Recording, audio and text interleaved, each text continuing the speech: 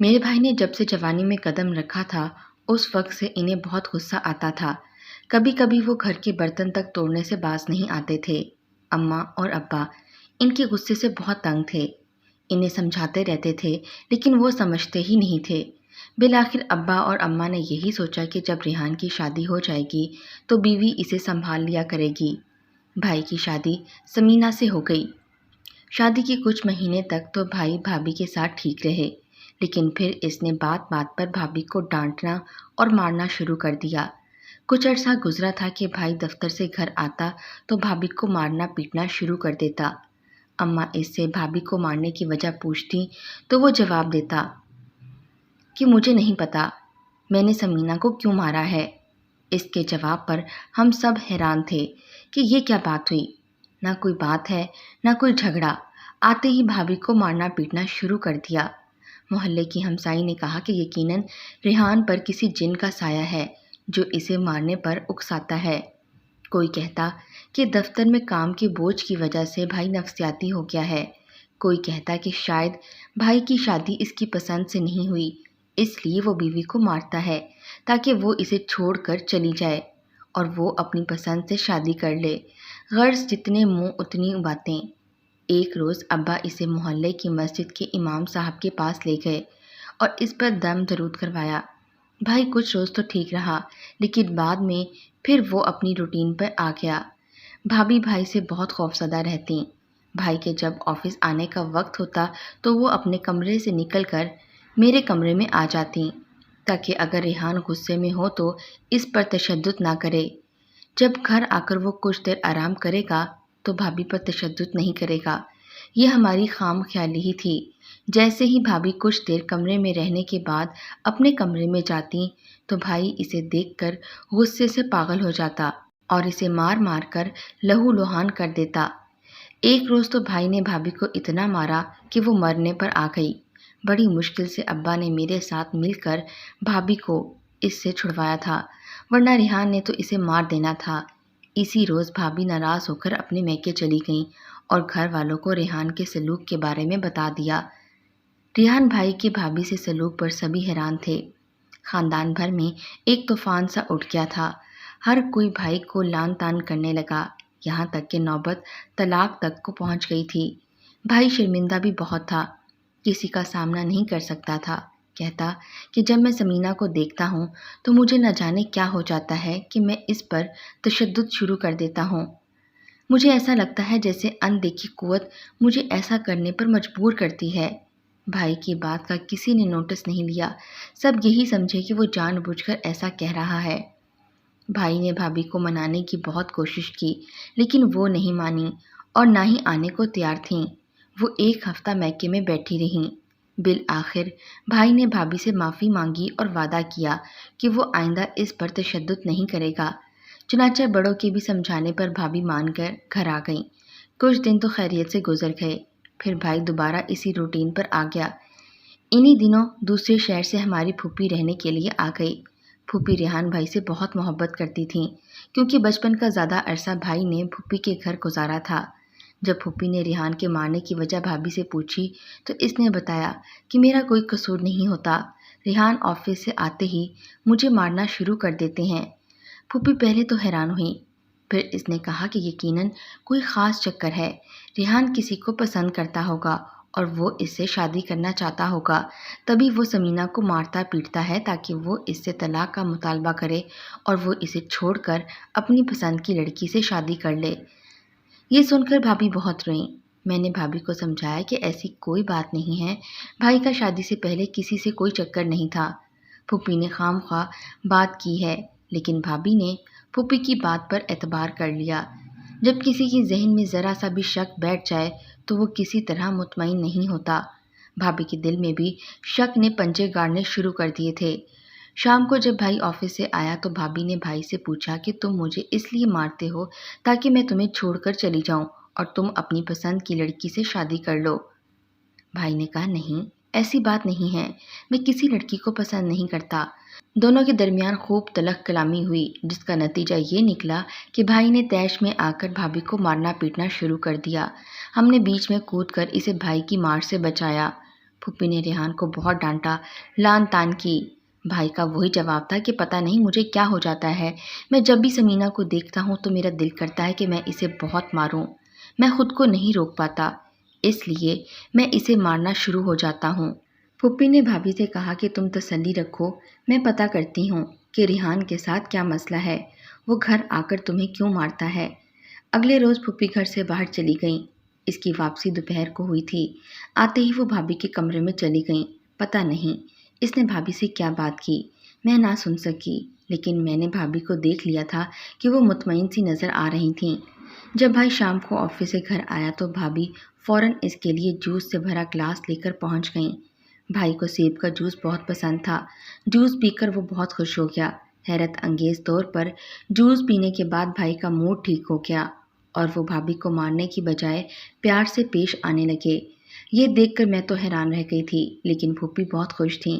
اس نے بھابھی کو تلقین کی کہ جیسا میں نے کہا ہے ویسا ہی کرتی رہو، بہت جلد ریحان تمہارے قدموں میں ہوگا اور تم جو چاہو گی کر سکو گی۔ میں نے پھوپھی سے یہ راز پوچھا تو اس نے بتانے سے انکار کر دیا۔ مجھے افسوس تو ہوا، لیکن میں خاموش رہی۔ اب بھابھی ویسا ہی کرتی جیسا پھوپھی نے کہا تھا۔ بھائی آفس سے گھر آتا تو بھابھی اس کے آنے سے پہلے ہی جوس تیار کر کے فریج میں رکھ دیتی تھیں اور جب بھائی آتا تو جوس کا گلاس لے کر پہنچ جاتیں۔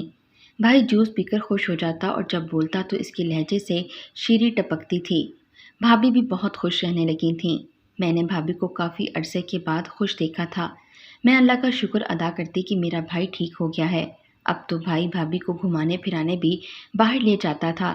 شادی کے بعد شاید یہ پہلا موقع تھا جب بھائی بھابھی کو گھمانے پھرانے لے گیا تھا۔ ہم سب نے سکون کا سانس لیا۔ چلو جیسے ہی سہی، بھائی ٹھیک تو ہو گیا، گھر میں سکون ہو گیا تھا۔ کچھ روز کے بعد پھوپھی اپنے گھر واپس چلی گئیں۔ پھوپھی نے مجھے راز نہیں بتایا تھا، لیکن میں نے بھابھی سے معلوم کرنے کا سوچا کہ وہ جوس میں کیا ملا کر بھائی کو دیتی ہیں کہ ان کا غصہ ٹھنڈا ہو جاتا ہے۔ مجھے یقین تھا کہ بھابھی مجھے راز بتا دے گی۔ میں اس لیے معلوم کرنا چاہتی تھی کہ جب میری شادی ہو اور اگر میرا شوہر غصے والا ہو تو میں بھی وہی چیز جوس میں ملا کر اپنے شوہر کو دوں گی تاکہ اس کی زبان سے بھی شیریں ٹپکے اور وہ میرا بہت خیال رکھے۔ میرے بےحد اصرار کرنے کے باوجود بھی بھابھی نے کچھ نہ بتایا۔ وہ ٹال مٹول سے کام لیتی رہیں۔ مجھے غصہ تو بہت آیا، لیکن میں ضبط کر گئی۔ میں اس کی نند کے ساتھ ساتھ بہترین سہیلی بھی تھی۔ اگر مجھے بتا دیتی تو اس کا کیا جاتا؟ میں نے سوچ لیا تھا کہ میں کھوج لگا کر رہوں گی۔ جب بھابھی جوس بنا رہی ہوں گی تو میں چھپ کر دیکھوں گی کہ وہ جوس میں کیا ملاتی ہیں۔ چنانچہ میں طاق میں تھی۔ جب بھابھی جوس بناتی تو وہ کچن کا دروازہ بند کر دیتی تھیں۔ شاید اسے شک پڑ گیا تھا کہ میں اس کی کھوج میں ہوں۔ ایک بار پھر مجھے بھابھی پر بہت غصہ آیا کہ وہ کتنی گھنی ہو گئی ہیں۔ جوس پینے کی بدولت بھائی نہ صرف ٹھیک ہوتا جا رہا تھا بلکہ اس کے لہجے میں بھی تبدیلی آ گئی تھی۔ لگتا ہی نہیں تھا کہ یہ میرا وہی بھائی ہے جس کی ناک پر ہر دم غصہ رہتا تھا، جو ہر روز اپنی بیوی کو پیٹتا تھا۔ ایک روز اتوار کو بھائی کو آفس سے چھٹی تھی۔ وہ بھابھی کو خریداری کے لیے مارکیٹ لے کر گیا۔ جب 2 گھنٹے کے بعد وہ واپس آئے تو بھائی کا موڈ کافی بگڑا ہوا تھا۔ بھابھی بھی غصے میں تھیں۔ پوچھنے پر بھائی نے بتایا کہ بھابھی کو ایک سوٹ پسند آ گیا تھا، لیکن وہ بہت مہنگا تھا، اسے خرید کر نہ دیا تو بحث کرنے لگی۔ یہ شکر ہوا کہ بھائی نے بھابھی کو راستے میں نہیں پیٹا، ورنہ تماشا ہی کھڑا ہو جاتا۔ بھابھی بھی ڈری ہوئی تھیں کہ کہیں بھائی اس پر ہاتھ نہ اٹھائے، اس لیے وہ جلدی سے کچن میں چلی گئیں۔ جب وہ جوس بنا کر کمرے میں گئیں تو بھائی نے نہ صرف جوس پینے سے انکار کر دیا بلکہ جوس سے بھرا ہوا گلاس دروازے کی طرف پھینک دیا۔ میں اور امی شور کی آواز سن کر ان کے کمرے میں پہنچے تو دیکھا بھائی نے بھابھی کے بال مٹھی میں جکڑے ہوئے تھے اور بھابھی اپنے بال چھڑوانے کے ساتھ ساتھ زور زور سے رو رہی تھیں۔ ہم نے بڑی مشکل سے بھابھی کو بھائی کی گرفت سے آزاد کرایا۔ بھائی تو ٹھیک ہو گیا تھا، پھر آج وہ کیوں غصے میں آ گیا؟ بھابھی فوراً کچن میں جا کر ایک اور گلاس جوس کا بنا کر لائی تھیں۔ بھائی جوس نہیں پینا چاہتا تھا، لیکن امی نے اسے زبردستی پلا دیا۔ جوس پیتے ہی بھائی کو ٹھیک ہو جانا چاہیے تھا، لیکن وہ ٹھیک نہیں ہوا۔ وہ بددستور غصے میں رہا اور چیختا چلاتا رہا اور چیختے چیختے وہ بے ہوش ہو گیا۔ تو اس کی حالت دیکھ کر ہم سب کے اوزان خطا ہو گئے۔ میں نے ابو کو فون کیا تو وہ دکان بند کر کے فوراً گھر آ گئے اور ریحان کو ہسپتال لے گئے۔ چیک اپ کے بعد ڈاکٹر نے جو رپورٹ دی وہ ہمارے لیے حیران کن تھی۔ ڈاکٹر نے بتایا کہ بھائی کو ذہنی دباؤ کا سامنا ہے، اس لیے اس کی حالت خراب رہتی ہے۔ ڈاکٹر نے دوائیاں لکھ دی تھیں اور سختی سے تاکید کی تھی کہ اسے باقاعدگی سے دوائیاں کھلائی جائیں۔ اللہ نے چاہا تو یہ بہت جلد ٹھیک ہو جائے گا۔ بھائی کا علاج شروع ہو گیا، لیکن وقت گزرنے کے ساتھ ساتھ اسے کچھ افاقہ نہ ہوا، بلکہ وہ پہلے سے بھی زیادہ چڑچڑا ہو گیا۔ بھابھی جب بھی اس کے سامنے جاتی تو وہ آپے سے باہر ہو جاتا۔ یہی وجہ تھی کہ بھابھی اب میرے کمرے میں میرے ساتھ ہی رہ رہی تھیں۔ علاج ہونے کے باوجود بھائی 1 مہینے کی چھٹی پر تھا۔ اس کی حالت کے پیش نظر ہم بہت پریشان تھے۔ ایک روز ابا جی نے اپنے کسی جاننے والے کے کہنے پر بھائی کو کسی عالم دین کے پاس لے کر گئے، لیکن وہاں بھی بھائی نے تماشا کھڑا کر دیا۔ عالم دین کے پاس جاتے ہی بھائی نے ان پر حملہ کر دیا، اسے اتنا مارا کہ وہ لہو لہان ہو کر بے ہوش ہو گیا۔ وہاں موجود لوگوں نے بڑی مشکل سے عالم دین کو بھائی کے چنگل سے چھڑایا، ورنہ شاید بھائی ان کی جان لے ہی لیتا۔ ابا جی فوراً ریحان بھائی کو گھر لے آئے اور خوب لان تان کی۔ بھائی شرمندہ تھا، اس کا وہی موقف تھا کہ اس نے جان بوجھ کر عالم دین پر حملہ نہیں کیا، بلکہ کسی نادیدہ قوت نے کرایا ہے۔ ابا جی کو غصہ آ گیا اور کہا کہ یہ کیا بکواس لگا رکھی ہے، ہر بار ایک ہی بات کہتے ہو۔ ریحان نے کہا کہ ابا جی میں سچ کہہ رہا ہوں، مجھ پر میرا بس نہیں ہے، آپ مجھے کسی عامل کے پاس لے چلیں ورنہ میں پاگل ہو جاؤں گا۔ کچھ ہی روز گزرے تھے کہ ریحان بھائی واقعی ہی پاگل ہو گئے۔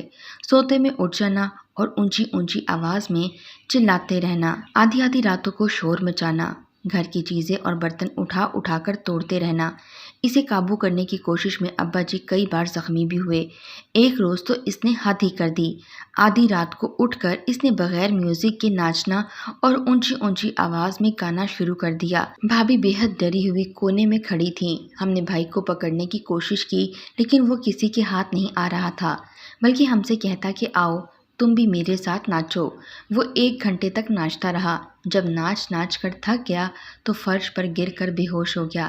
ہم نے اسے بستر پر لٹا دیا اور وہ صبح ہوش میں آیا۔ ہوش میں آتے ہی اس نے پھر پاگلوں کی سی حرکتیں شروع کر دیں۔ اماں کا رو رو کر برا حال تھا، انہیں اپنے اکلوتے بیٹے کی فکر کھائے جا رہی تھی۔ سمجھ میں نہیں آ رہا تھا کہ بھائی کو کیا ہو گیا ہے۔ گھر میں ہمسائے جمع ہو گئے تھے، ہر کوئی ریحان کے بارے میں پوچھ رہا تھا کہ اسے کیا ہو گیا ہے۔ راتوں کو اس کے چیخنے چلانے کی آوازیں سنائی دیتی ہیں۔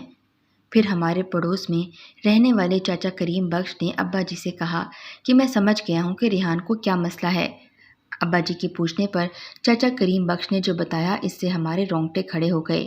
یقین ہی نہیں آیا تھا کہ میرے بھائی اتنے عرصے سے مشکل میں تھا اور کسی کو کچھ سمجھ نہیں آ رہا تھا۔ ابا جی نے پھوپھی کو بھائی کی حالت کے بارے میں بتایا تو وہ آ گئیں۔ وہ سیدھی بھائی کے کمرے میں گئی تھیں۔ بھائی اس وقت سو رہا تھا۔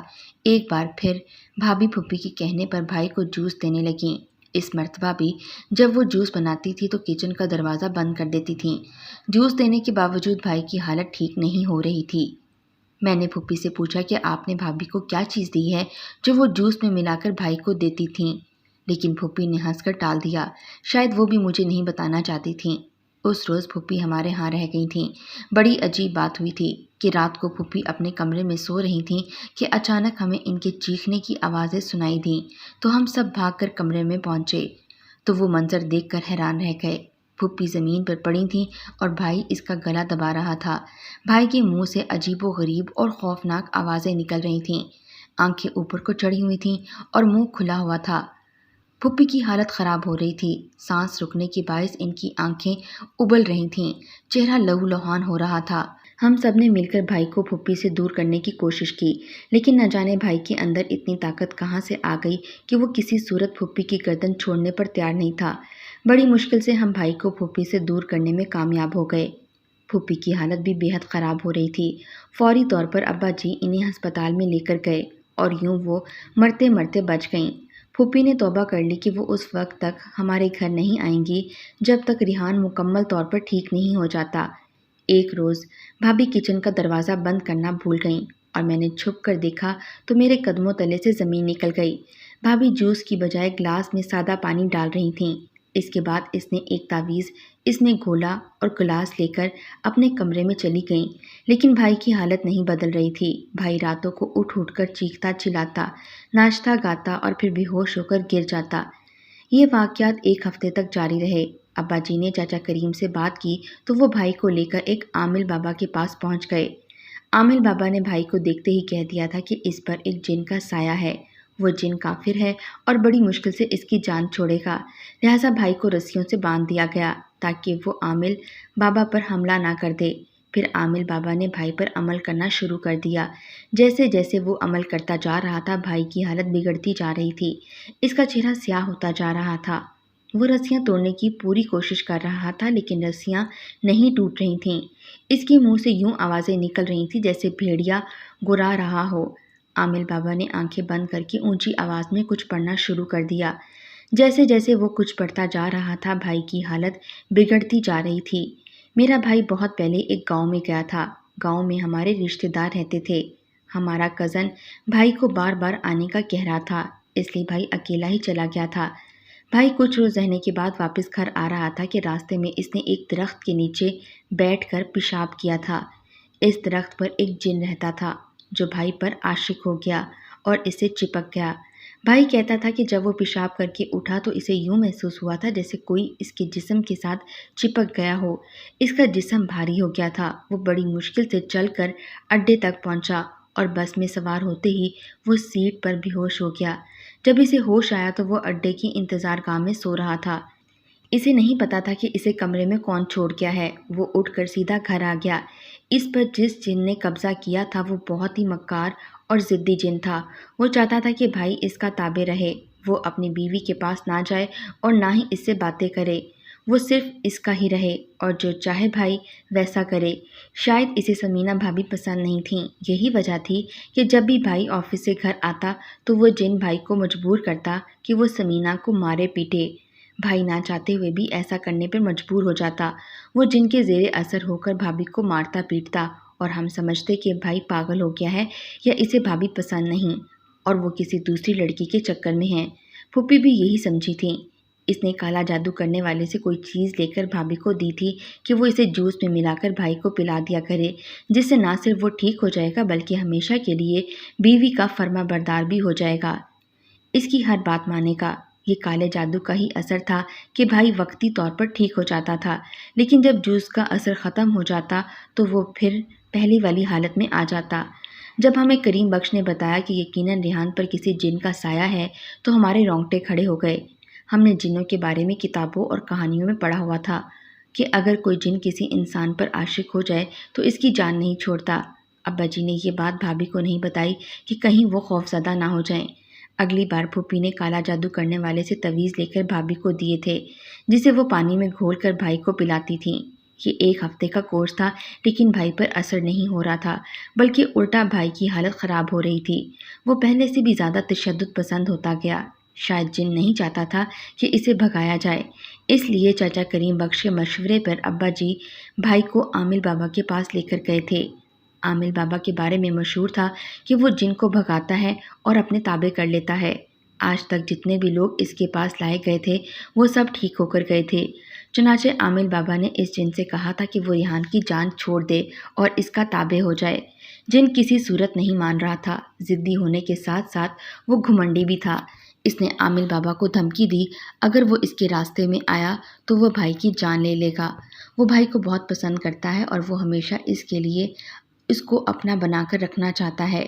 عامل بابا جانتا تھا کہ ایسے ضدی جن کو قابو کرنا بہت مشکل ہے، لیکن اس نے ہمت نہ ہاری۔ اس نے ابا جی اور چاچا کریم بخش کو گھر بھیج دیا جبکہ بھائی کو اپنے پاس رکھ لیا۔ عامل بابا ساری رات کوئی عمل کرتا رہا۔ اس دوران جن نے عامل بابا کو مارنے کی بہت کوشش کی لیکن وہ ناکام رہتا۔ عامل بابا نے کوئی ایسا عمل کیا کہ جن اس کے سامنے زیادہ دیر نہ ٹھہر سکا اور ہتھیار ڈالنے پہ مجبور ہو گیا۔ اس نے بھائی کی جان چھوڑ دی اور عامل بابا کے سامنے کھڑا ہو گیا۔ عامل بابا نے اسے اپنا تابع کرنے کے بعد اس کی ڈنڈے سے خوب پٹائی کی اور اسے وارننگ دی، اگر اس نے آئندہ کسی انسان کو تنگ کرنے کی یا اس کے جسم پر قبضہ کرنے کی کوشش کی تو وہ اسے جلا کر بھسم کر دے گا۔ جن ڈر گیا تھا، اس لیے اس نے عامل بابا سے وعدہ کر لیا کہ وہ جو چاہے گا ویسا ہی کرے گا۔ دوستوں، یہ سچ ہے کہ کائنات میں جنات کا وجود ہے۔ ان میں اچھے جن بھی شامل ہیں اور شرارتی جن بھی۔ شرارتی جن اگر کسی انسان سے چمٹ جاتا ہے تو بڑی مشکل سے اس کی جان چھوڑتا ہے۔ آپ بھی کوشش کریں کہ کسی درخت کے نیچے بیٹھ کر پیشاب نہ کریں، کیونکہ جنات زیادہ تر درختوں پر ہی بسیرا کرتے ہیں اور درخت کے نیچے پیشاب کرنے والے سے چپک جاتے ہیں۔ پھر ان سے جان چھڑانے کے لیے بہت جدوجہد کرنی پڑتی ہے۔